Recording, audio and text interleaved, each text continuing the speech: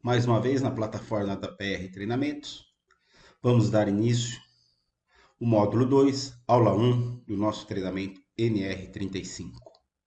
Vou passar primeiro para vocês um vídeo para vocês entenderem as atividades da NR35.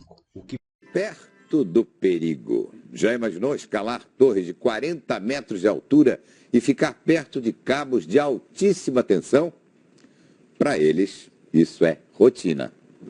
A energia produzida em Itaipu abastece uma de cada 4 casas no Brasil.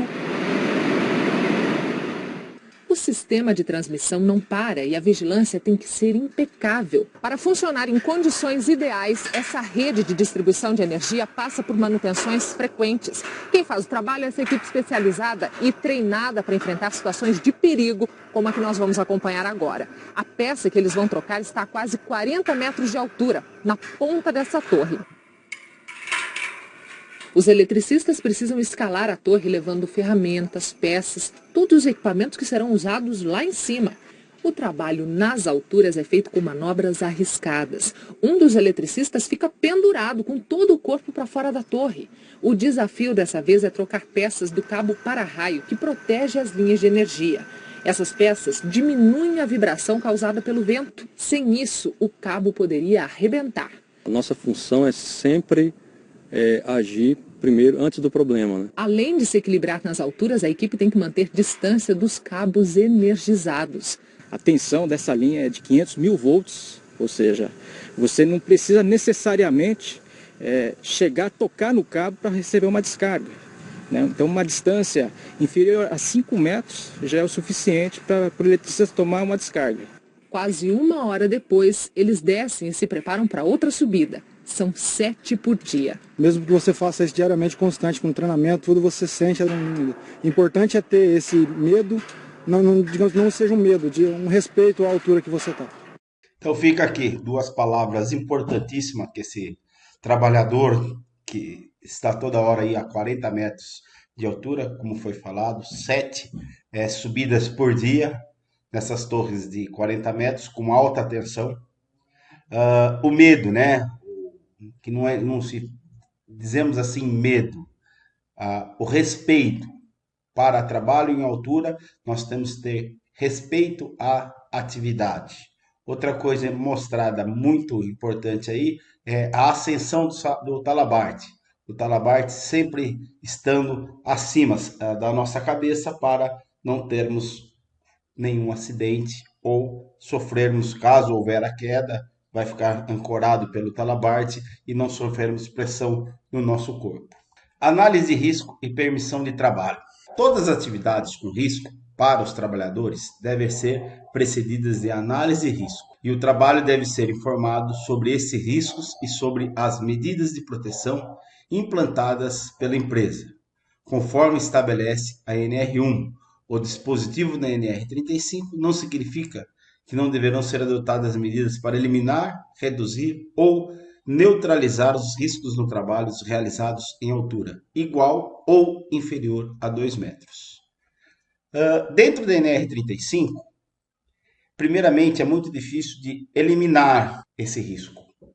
Nós não conseguimos eliminar. Eu não consigo pegar um prédio, cortar ele em 3 para ficar no meu patamar de alcance. Eu não consigo pegar uma máquina, cortar na metade, trazer para o solo, efetuar o conserto que eu preciso para ela voltar para o local para eu continuar o trabalho. Eu não tenho como trazer a atividade para o solo, então eu não consigo eliminar. Eu consigo reduzir ou neutralizar? Fica a pergunta. Neutralizar eu consigo, através do cinto de segurança. Eu reduzo o risco? Reduzo. Se eu usar o cinto, o capacete, o talabarte, todos os equipamentos necessários, eu estou reduzindo, mas eu não consigo nunca eliminar. Então, análise de risco, que é um dos fatores. Antes das atividades, com a pessoa técnica e sempre o trabalhador, porque é ele que vai exercer essa atividade. Então, nós temos que definir, primeiramente, isolamento e a sinalização a ser utilizado no entorno do trabalho. cuidado com aquele trabalhador indireto, definir os sistemas de ancoragem, utilização, se são fixos ou são provisórios, nós vamos ver os provisórios mais à frente, verificar as condições meteorológicas na hora do trabalho, especificar um plano de ação de como deve ser a verificação no local em que o serviço é executado e seu entorno. Hoje eu tenho condições meteorológicas, se esse trabalho for a céu aberto, se for para fora, se for dentro da empresa, para a área coberta, eu não preciso pensar em condições meteorológicas. Mas de repente esse trabalho está na parte externa da fábrica. Hoje, se eu entrar no clima-tempo, pelo Google, eu tenho muito vento e chuva, não se efetua. E choveu hoje, amanhã eu tenho que esperar secar. Eu não posso em seguida, eu tenho que estar bem seco para poder executar esta reativação do serviço ou iniciação do serviço. Definir os EPIs e EPCs, determinar procedimentos, seleção, inspeção, forma de utilização. Quais são esses EPIs? Os básicos: capacete conjugular, cinto tipo paraquedista, talabarte duplo com ABS. Depois tem trava-quedas de corda ou cabo de aço e assim por diante. EPCs, linha de vida, ponto de ancoragem é o EPC, que vai para mais de um trabalhador. Corda, dependendo da atividade, pode ir para mais de um trabalhador, né? Então, primeiro eu verifico, faço a seleção de quais EPIs que eu vou utilizar. Depois eu tenho que fazer uma inspeção de todos esses EPIs antes da atividade e planejar qual que vai ser a forma da execução, qual que vai ser a forma da utilização desse material. Definir as condições impeditivas. Daqui a pouco vamos ver as condições impeditivas que podem existir. Então eu tenho que definir essas condições impeditivas. Uma das condições impeditivas, normalmente na NR35, trabalho em altura, eu tenho que tirar a pressão, eu tenho que ver a pressão arterial. De repente eu estou com a pressão alta, é uma condição impeditiva. Planejamento de resgate e primeiros socorros. Eu tenho que estar definido antes do trabalho, mesmo que seja para mim ter um atendimento externo. Dentro do grupo da atividade que está executando a atividade de trabalho em altura, eu tenho que saber os telefones, para onde eu vou ligar, a informação que eu vou passar para a efetivação desse resgate e primeiros socorros, caso necessário. Se a minha empresa tem brigada somente para os primeiros socorros ou para o resgate em altura também. Dentro da minha equipe de trabalho, tem algum trabalhador específico para resgate em altura? Então, é conhecer o grupo de trabalho e ter definido o sistema de resgate. Se meu brigadista não faz o resgate, a minha ajuda é externa, é o 93. Mas o primeiro socorros pode ser alguém da minha empresa? Pode. Então é o brigadista, Então se for só primeiros socorros, eu vou chamar o ramal ou eu vou disparar o meu sistema de alarme para o atendimento do primeiro socorros. Definição de perigo e risco. Eu tenho uma rodovia. Nessa rodovia, se uma pessoa for atravessar, eu tenho tanto perigo como risco desta pessoa ser atropelada. Então, risco. Uma capacidade de uma grandeza com potencial para causar lesões ou danos à saúde das pessoas. Os riscos podem ser eliminados ou controlados.